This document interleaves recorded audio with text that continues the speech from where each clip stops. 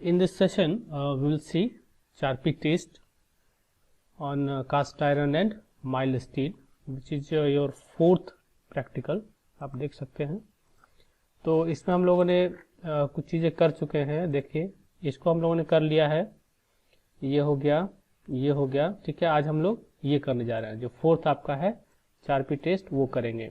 इसके अलावा इसमें हम लोगों ने और भी एक दो चीज़ें जो है प्रैक्टिकल में आपने किया होगा, जैसे ये चीज़ कर चुके हैं, आपने ड्रॉ किया है शियर फोर्स और bending moment diagram on graph paper, क्योंकि ये तो आया था अभिषेक ने किया है, और सब लोग किया है कि नहीं? शुभम, आप लोगों ने किया इस चीज़ को ग्राफ पेज में?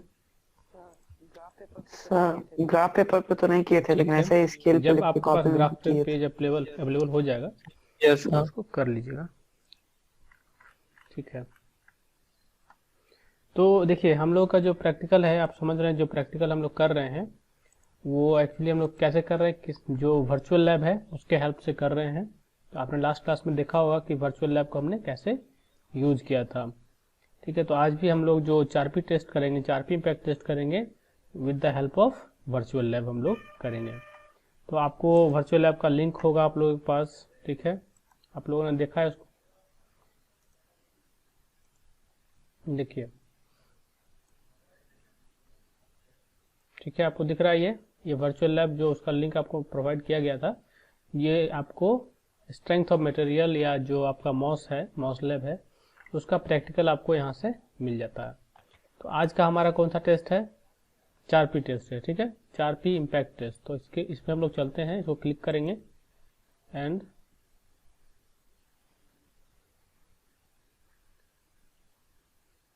ठीक है, हम लोग आ गए चारपी इम्पैक्ट टेस्ट, ठीक है। The first thing we are seeing here is theory. तो उसका थ्योरेटिकल पोर्शन क्या है वो देखिए।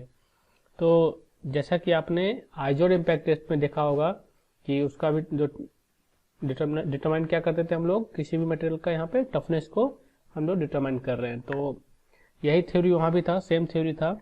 Toughness is the ability of the material to withstand crack, that is to prevent the transfer और propagation of the crack across its section, hence causing failure।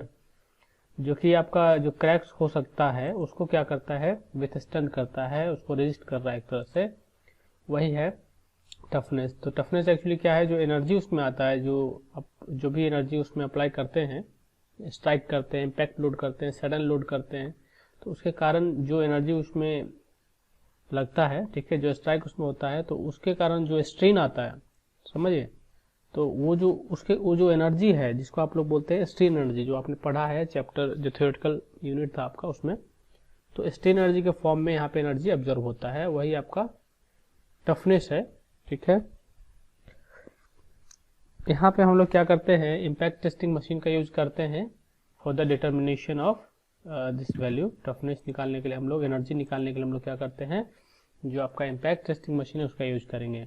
एक तो हम लोग आइजोड इम्पैक्ट टेस्टिंग मशीन जो है उसको यूज कर लेते हैं, एक चारपी इम्पैक्ट टेस्टिंग मशीन यूज कर लेते हैं, ठीक है। दोनों जो है, दोनों को हम लोग यूज कर सकते हैं किसी मेटल को टेस्ट करने के लिए। तो ये प्रेजेंट में देखिए आपका चारपी इम्पैक्ट टेस्टिंग मशीन का यूज करेंगे हम लोग। Impact testing machine consist of A pendulum suspended from a short shaft that rotates in ball bearing and swings Midway between two rigid upright stands supported on a rigid base. Similar यहाँ पे machine है, same machine आपको दिखेगा, सिर्फ और सिर्फ यहाँ पे डिफरेंस क्या होता है, जो अटैचमेंट करते हैं, जो हम लोग प्रिपरेशन ऑफ जो इसका टेस्ट स्पेसिमन है उसको करेंगे, वो डिफर हो जाएगा, स्ट्राइक डिफर हो जाएगा, एनर्जी डिफर हो जाएगा कि किस एनर्जी से सेट करके हम लोग पेंडुलम को स्ट्राइक कराएंगे, तो वो सब थोड़ा बहुत चेंज होता है। बाकी चीज़ें आपको यहाँ पे सिमिलर रहेगा, जैसा कि आपने पिछले बार में पढ़ा था। According to Indian standard, the speed of pendulum at the instant of striking shall be 4.5 to 7 metre पर सेकेंड। ये पिछले वाले में भी देखे होंगे आप, ठीक है, ये चीज। And the plane of swing of the striker shall be vertical within 0.5 mm of the plane midway between the supports. The pendulum can raise to any desired height and rested at that position। तो उसको set कर सकते हैं। It is supported in the starting position by a catch and can be released by a trigger. The mechanism is so designed that the pendulum is not disturbed when the catch is released. The striking energy of testing machine should be 300 plus minus 10 joule for standard testing. तो ये आपको 4P में वो ideal में different था, यहाँ पे different है। वहां पे कितना था याद है किसी को? 300 जूल जो है वो रहेगा। तो आपको देखिए इस तरह से आपका वहां पे मशीन है। सेम मशीन आप देखेंगे यहाँ भी है, बट वहां पे क्या था 90 डिग्री जो था वो एंगल हुआ करता था। यहाँ पे आप देखिए वो अब नहीं रहा। ठीक है, तो आप लोग लैब मैनुअल देखे हैं इसका, आपका जो आपका लैब मैनुअल है इसमें आपने देखा है।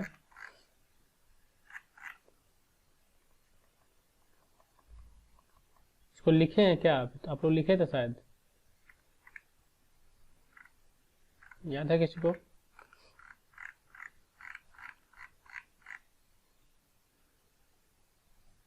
देखिए यहाँ पे जो एंगल आपको दिख रहा होगा हाईएस्ट पोजीशन पे रहता है 140 डिग्री का एंगल, यहाँ पे 4P केस पे रहता है। और उसमें कितना रहता है उसमें 90 डिग्री रहता है, याद है?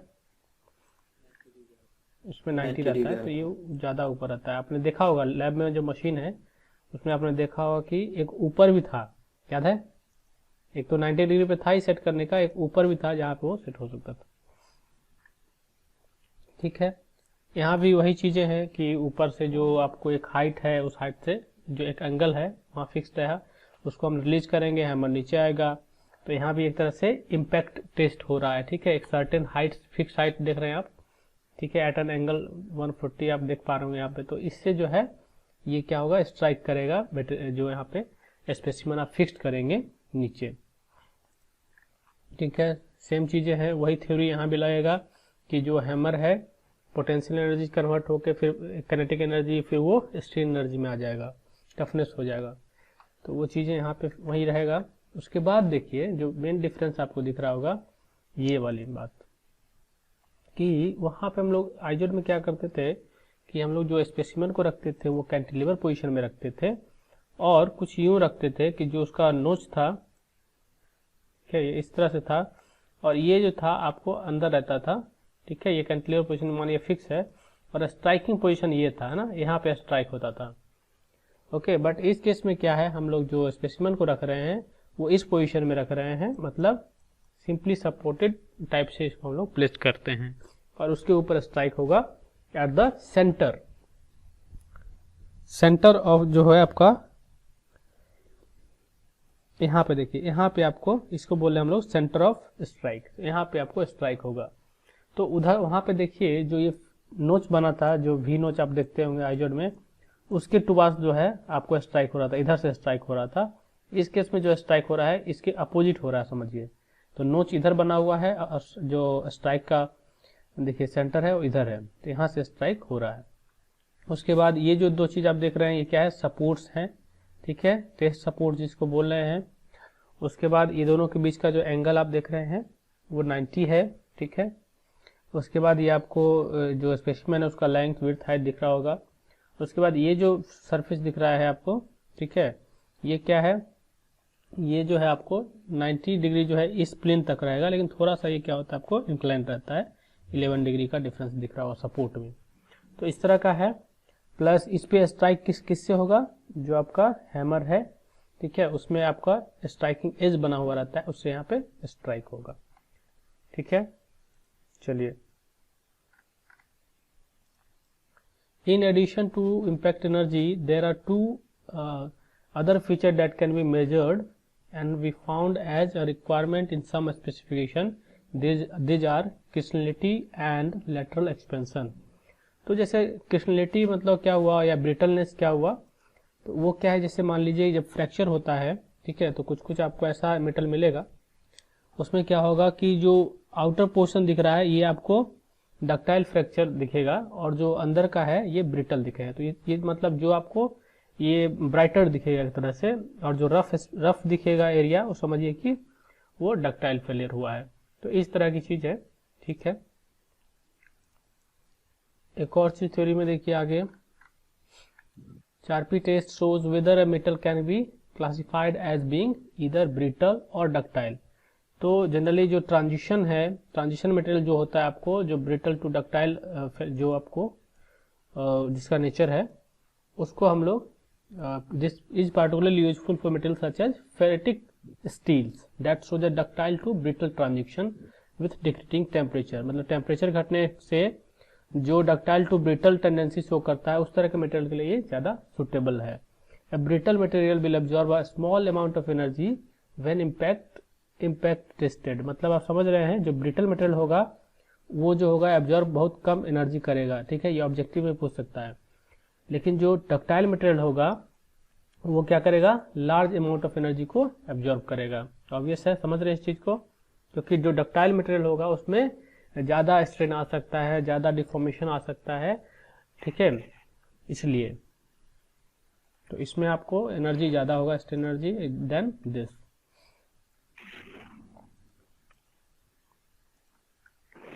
ठीक है, तो फेलियर की बात है।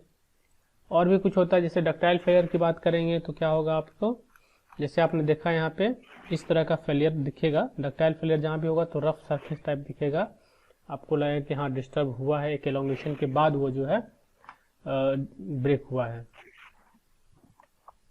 ठीक है, चलिए, ये सब तो फेलियर का चीज है। परसेंटेज शियर निकालना जब फ्रैक्चर होगा तो इतना आपको नहीं निकालना है, इस ऑब्जेक्टिव में सिर्फ आपको एनर्जी निकालना है। ठीक है, तो हम लोग टेस्ट स्पेसिमेन में चलते हैं कि कैसे हम लोग इसका स्पेसिमेन तैयार करेंगे। The standard test piece shall be machined all over and shall have a square cross section 10 × 10 mm, ठीक है, साइड्स एंड 55 mm लॉन्ग। ठीक है, वहां कितना करते थे, वहां पे 75 mm लॉन्ग था, यहाँ पे आपको 55 mm long. And in the centre of the length of one face there shall be U notch. मतलब आपको जो यू नोच है कहाँ बनाना है, यू नोच बीच में, समझे, मिडिल ऑफ द बार, मतलब सेंटर में आपको बनाना है। विथ 1 mm रूट रेडियस, तो मतलब जो ऐसा मान लीजिए है, तो नीचे जो रेडियस बनाइएगा इसका, ठीक है, ऐसे, तो उसका जो रेडियस होगा वो बोल रहा है कि 1 मीटर का 1 mm का, सॉरी 1 mm का रूट रेडियस रहेगा। ठीक है, तो यू नोच है। सर ये पूछना था कि मतलब कि एडवांटेज क्या है सर वी नोच के जो यू नोच बनाने का? इसमें भी वी नोच बना सकते हैं, लेकिन हम लोगों को नोच बनाने का सबसे बड़ा एडवांटेज क्या था कि इससे जो स्ट्रेस का कंसंट्रेशन है उसका, ठीक है। तो उसके अलावा देखिए हम लोग यहाँ भी वी नोच बनाते हैं, यहाँ भी डिफरेंट टाइप ऑफ नोच हम लोग बनाते हैं।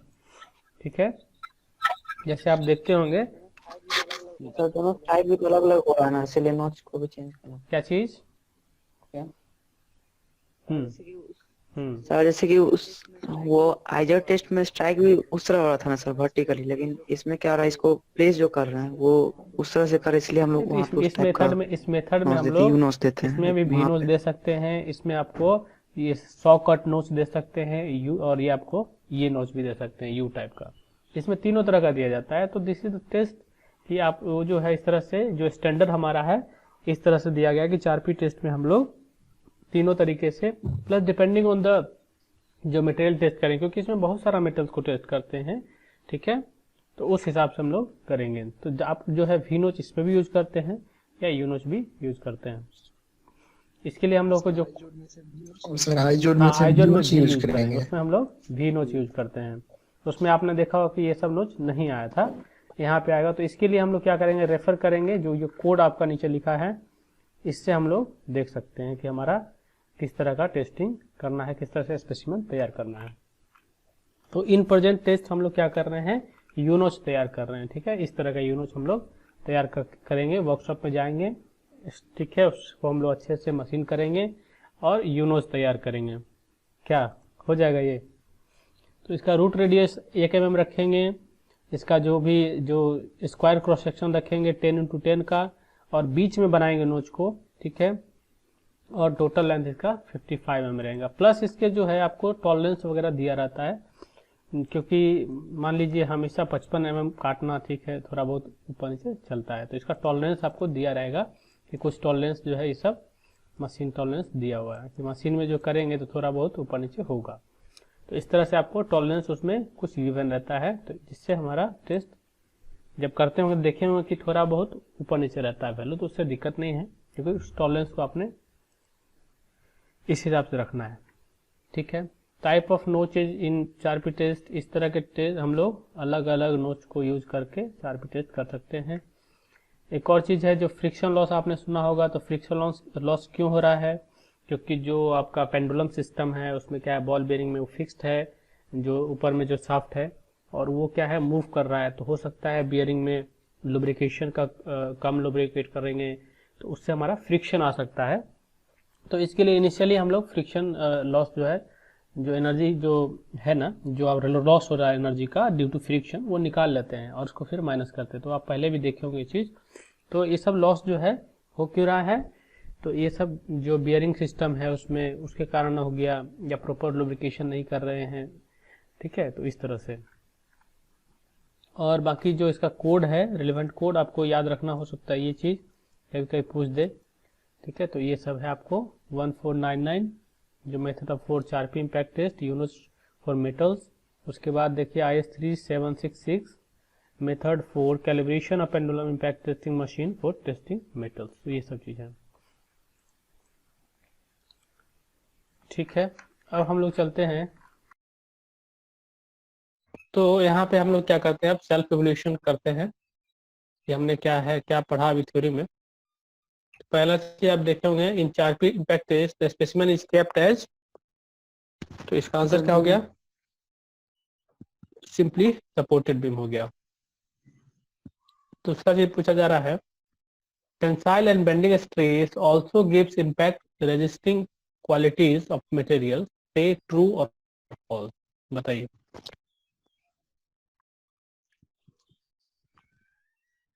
क्या लगता है, फॉल्स होगा सर, फॉल्स फॉल्स होगा। टेंसाइल बेंडिंग स्ट्रेस नहीं देता है। उसके बाद देखिए, match the following for Charpy test. Angle at tip of hammer, ये एक्चुअली 30 डिग्री होता है। ठीक है, जो हैमर का टिप होता है, ठीक है, स्ट्राइकिंग एज जो है उसमें। Radius of curvature at support अगर देखेंगे ये 10 mm रहता है, ये भी देखेंगे हम लोग। लेंथ ऑफ स्पेसिमन कितना है, तीसरा नंबर है, ऐसा 3 होगा। उसका 55 हो गया। Width of thickness of specimen 10 रहता है, 10। ठीक है, okay. Stress induced in a body due to suddenly applied load compared to when it is applied gradually is 2 times. 2 times था। 2 times। ये तो कल ही खूब क्वेश्चन किए हम लोग। ठीक है, Yes, Yes. एक और क्वेश्चन पूछा जा रहा है, the quantitative result of impact test, the energy needed to fracture a material can be used to measure the toughness of the material and, और क्या टेस्ट कर सकते हैं, हार्डनेस नहीं होगा, कोरोजन नहीं होगा, क्रिप नहीं yield होगा, strength होगा सर, yield यील्ड strength। हो जाएगा। ठीक है, चलिए अब हम लोग जो है इसको सिमुलेट करते हैं, सिमुलेटर को यूज करके हम लोग इस टेस्ट को करने की कोशिश करते हैं। ठीक है, तो रेडी हैं आप लोग, कॉपी रखे हैं, ऑब्जर्वेशन नोट करना हम लोग को। ठीक है, जो ऑब्जर्वेशन आएगा उसको जरूर नोट कर लीजिएगा। ठीक है, तो हमारे पास to find the impact resistance of mild steel और कास्ट आयरन आपको आएगा अभी स्पेसिमेन। तो इम्पैक्ट टेस्टिंग मशीन है और हम लोग लैब में वर्चुअली हम लोग लैब में पहुंच चुके हैं। ठीक है, आइए सबसे पहले क्या आप स्टेप करना है कि test for friction loss is conducted by adjusting the pointer to 300 joule. तो जैसा कि आपने वहाँ पे 164 जूल में करते थे सेट, वैसे ही यहाँ पे जो आपका पॉइंटर होगा उसको 300 जूल पे सेट करेंगे। तो यहाँ जैसे कि आपको डिजिटल मशीन दिख रहा है, तो ये डिजिटल है, तो डिजिटल है तब दिक्कत नहीं है, तब तो सेट करना आसान है। अदरवाइज वहाँ पे पॉइंटर को सेट करते थे, याद होगा अगर, जो हमारे लैब में है हम लोग यहाँ भी, उसमें हम लोग 300 जूल को सेट करेंगे। Then the pendulum is release by operating the lever without keeping the specimen. Specimen यहाँ पे नहीं रखना है, यहाँ प्लेस रखते हैं हम लोग स्पेसिमन को सिंपली सपोर्टेड फॉर्म में, वैसे नहीं रखना है अभी। ठीक है, अभी सिर्फ और सिर्फ हम लोग को फ्रिक्शन लॉस देखना है। तो हम लोग को सिंपली क्या करना है, जो लीवर है उसको ओपन करना है। तो कर दे क्या ओपन इसको? यस ठीक है, सर। सर ठीक है। तो ये आपका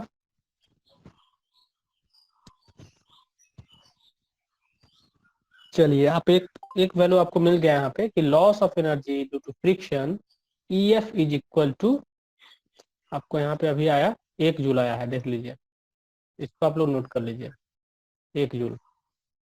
ठीक, आगे बढ़े अब। Yes sir.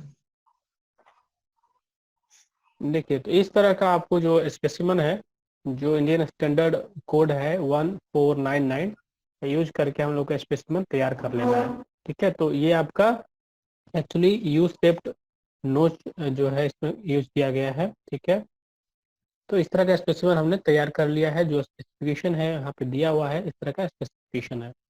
तो जो सपोर्ट्स होता है उसके बीच का जो डिफरेंस देखिएगा, डेट इज 40 mm, मतलब जो गैप रहता है पोर्ट्स के बीच में 40 mm रहता है। ठीक है, तो उसके बाद radius of curvature of support 10 mm। ठीक है, टैपर सपोर्ट इतना स्लोप में देखेगा आपको। Angle of tip of hammer यहाँ से दिख जाएगा। Radius of curvature of tip of the hammer is 2, length 55, width 10, thickness 10, radius root radius notch 1 हो गया, डेप्थ बिलो नोच 8 हो गया, और डिस्टेंस हो कहाँ पे नोच बनाए 2, 5 हो गया। ठीक है, angle between plane of symmetricity of notch and longitudinal axis of test piece is 90। तो ये सब आपका जैसे कि ये जो है ना 90 होगा, ये हो गया और ये हो गया, तो 90 रहेगा। तो वो चीज़ है। तो इस तरह से आपका स्पेसिफिकेशन बनेगा। जो आपका स्टैंडर्ड स्पेसिमन आपको इस तरह से तैयार करना है। चलिए, अब हम लोग इसको यहाँ से सिलेक्ट करते हैं। तो कौन सा सिलेक्ट करें हम लोग? माइल्ड स्टील ले लीजिए। चलिए, आज हम लोग माइल्ड स्टील ले लेते हैं। तो लेंथ इसका जो है 57.46 mm है। ठीक है, थोड़ा सा ज़्यादा है। चलिए, विड्थ इसका देखिए 9.22, डेप्थ 9.42 और डेप्थ ऑफ नोज जो है 5 mm। चलिए, अब हम लोग क्या करना है, यहाँ पे जो आप देख पा रहे होंगे, ये यहाँ पे एक्चुअली हम लोग को स्पेसिमेन को फिक्स करना होता है। तो इसको जो है, चलिए स्पेसिमेन को लाते हैं और यहाँ रख देते हैं। तो इस तरह से आप देखेंगे कि रखेंगे, देख रहे हैं। Yes sir. तो ये सिंपली सपोर्टेड कंडीशन हो गया कि ऐसे करके हमारा जो स्पेसिमेन रखा हुआ है यहाँ से स्ट्राइक होगा। ठीक, चलिए,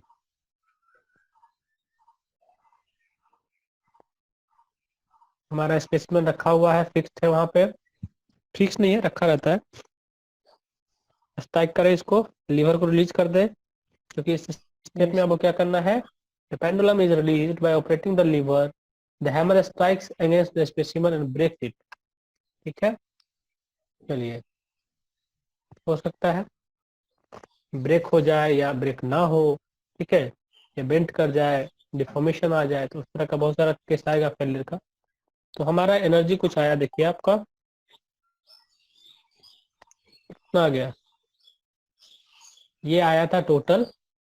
अपने लॉस को रिमूव करना, हटा देना इसमें से। तो लॉस को हटाएंगे तो आपका एक आया था ना, एक जो लॉस आया था उसको घटा दीजिए।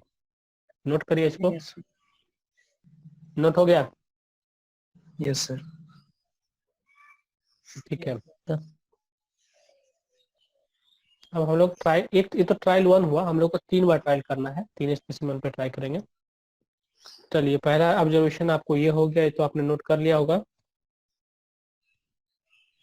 अब ट्रायल 2 करते हैं। तो स्पेसिमेन हमारा वही है। ठीक है, दूसरा स्पेसिमेन हमने लिया और माइल्ड स्टील का लिया। अब ट्रायल 2 करते हैं। फिर हमने यहाँ पे फिक्स करना है। ओके, फिर आपको सेम काम करना है। फिर लीवर को ओपन करते हैं। चलिए, ठीक है, देखेंगे इस पे स्ट्राइक होने के बाद आपका टोटल एनर्जी 43 आया। तो 43 आया है, मतलब आपको क्या करना पड़ेगा, इसमें जो फ्रिक्शन लॉस उसको हटा दीजिए। कितना हो गया,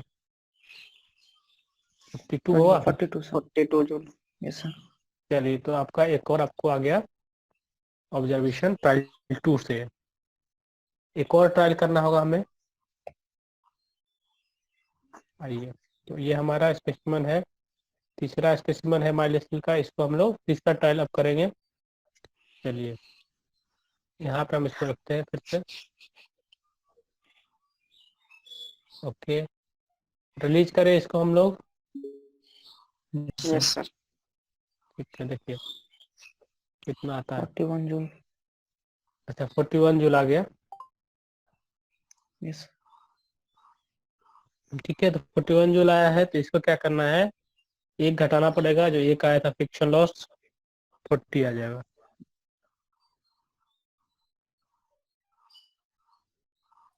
आ गया।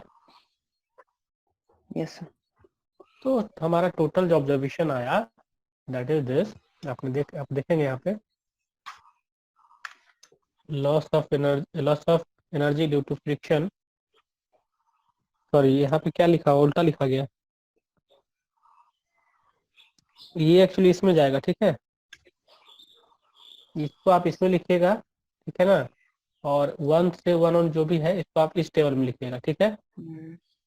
समझ रहे हैं ना, थोड़ा सा इसको यस उल्टा सर। लिखा गया है। तो इसको आप इसमें एक एक कर लीजिए, तीनों इसमें। और 43.5 यहाँ, 43 यहाँ, 41। या तो फिर इस हेडिंग को चेंज कर दीजिए, इस हेडिंग को यहाँ रख दीजिए, लॉस को यहाँ रख दीजिए।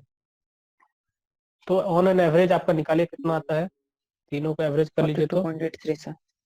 42.83 जूल। 42.83 जूल जो है आपका एनर्जी निकल के आ गया इसमें। तो यही है आपका टफनेस, ये माइल्ड स्टील का।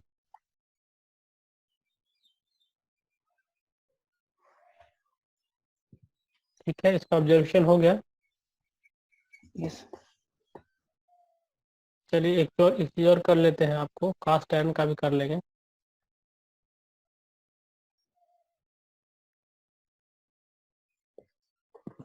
ठीक है, पहले तो फ्रिक्शन लॉस निकाल लेते हैं। तो आपका तो 1 आया था, तो 1 जूल था ये तो।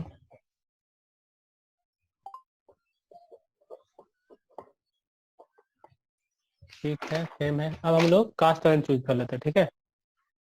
कास्ट आयरन हमने यस। चूज किया। ये आपका स्पेसिमेन का शेप एंड साइज आपको दिख रहा है। चलिए, इसको फिक्स कर लेते हैं, रिलीज करते हैं हैमर को, ठीक है, ताकि हैमर स्ट्राइक करे। ये देखिए आपका आया 27 जूल। इसको भी नोट कीजिए आप। फ्रिक्शन लॉस 1 आया था, और हमारा जो यस सर। टोटल एनर्जी अभी आया 27। तो आपका energy of failure of specimen हो गया 26, एक घट जाएगा। Yes sir.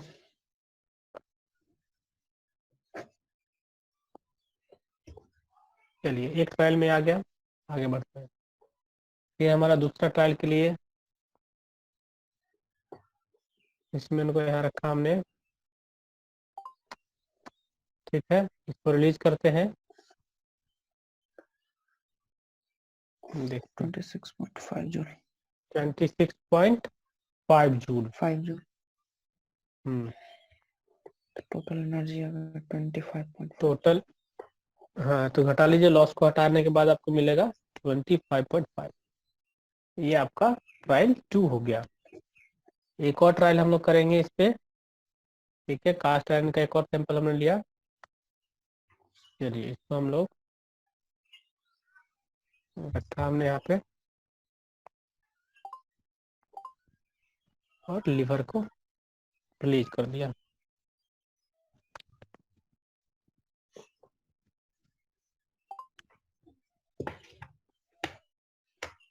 ये 30 आया था, तो एक घटा दीजिए इसमें भी, यस सर। आपको 29 जूल आ जाएगा।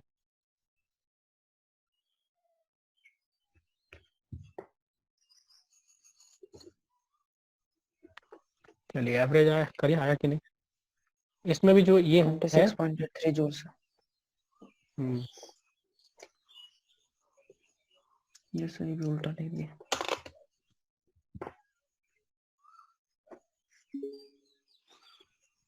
तो 26.83 जो है आपको 26.83 जूल एनर्जी जो है आपका इसमें आ गया, इतना एनर्जी के बाद जो है फेल हो गया वो। Average of energy for failure of specimen of cast iron. तो दोनों ऑब्जर्वेशन को आप लोग लिख लीजिए, ठीक है। इसमें से कुछ असाइनमेंट है। Why a notch is made on चारपी और आइसोटेप स्पेसिमन, नोच क्यों बनाते हैं। Give the standard size of चारपी impact test specimen. What is standard speed of pendulum at instant of striking? What are the factors affecting चारपी test energy? Explain how the specimen will be placed in चारपी impact test. इसको एक एक line का answer है, आप लोग लिख लेंगे, ठीक है, ऑब्जर्वेशन में। उसके बाद ठीक है, इसको तो लिख लेंगे आप लोग, Yes, sir. ठीक है। उसके बाद एक और, हाँ बोलिए।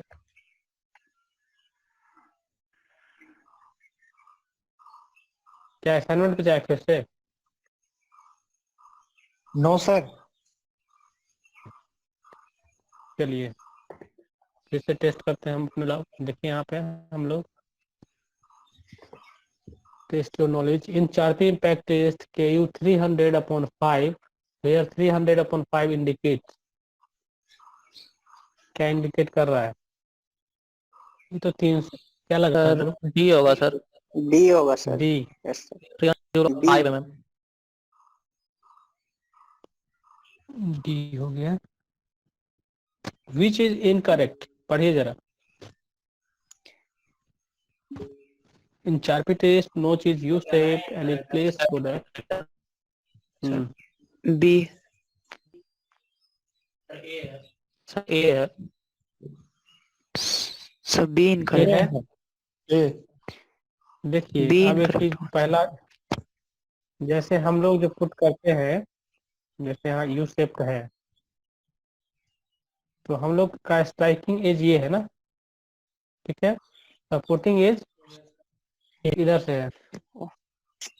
तो ये देखेंगे अगर कौन सा एज किस तरह का एज होगा। ये तो आपको लगता है टेंसाइल एज हो जाएगा, है ना, ये कॉम्प्रेसिव एज हो जाएगा क्या। In Charpy test, notch is U-shaped and is placed so that it lies on compression side. It lies on tension side, है ना। सही होगा।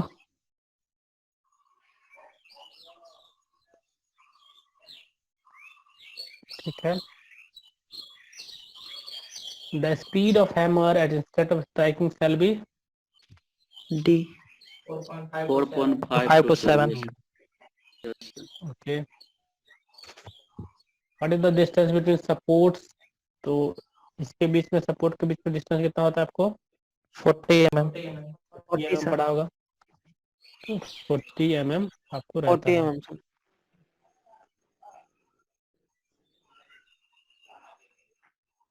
The initial energy of the hammer is 300 joules। 300। ये तो काफी आसान हो गया, ठीक है। तो बेसिकली हम लोगों को आज के सेशन में यही था। कुछ रेफरेंस है इसमें, जिस रेफरेंस के बेस पे आपको ये लैब का कंटेंट बनाया गया है, तो ये रेफरेंसेस हैं, ठीक है। तो आप लोग ऑब्जर्वेशन कर लीजिए, असाइनमेंट जो है उसको कर लीजिए, प्लस उसको भेजने की आवश्यकता नहीं है, आप लोग कर लीजिए, ठीक है। सब लोग को ग्रुप में भेजने की आवश्यकता नहीं है, ठीक है। तो इस सेशन को हम लोग यहीं पे खत्म करते हैं, ठीक। Thank you. Thank you sir. Thank you sir. Thank you, sir.